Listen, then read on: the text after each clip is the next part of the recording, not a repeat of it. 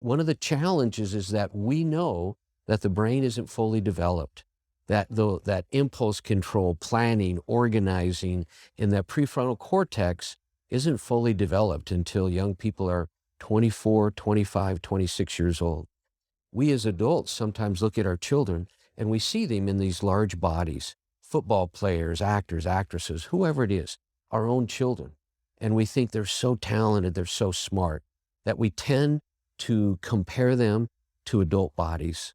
And the reality is a lot of that prefrontal cortex is not fully developed. Now, you and I think it is. And sometimes we treat them that way, and sometimes we expect them to act that way. But it's important to remember that people that are struggling with severe depression, a mental illness, whatever it may be, a lot of times they don't understand what they're going through.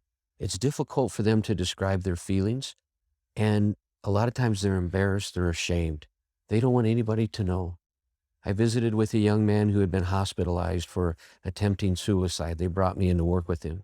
And one of the questions I asked is, why didn't you tell someone? And he said, first of all, I, I didn't want anybody to know.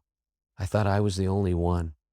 And a lot of times they own it that way, and so they don't reach out for help.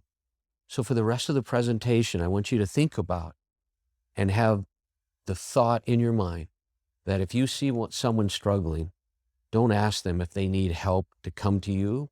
You go directly to them. Cross that path. Have the courage to reach out to them.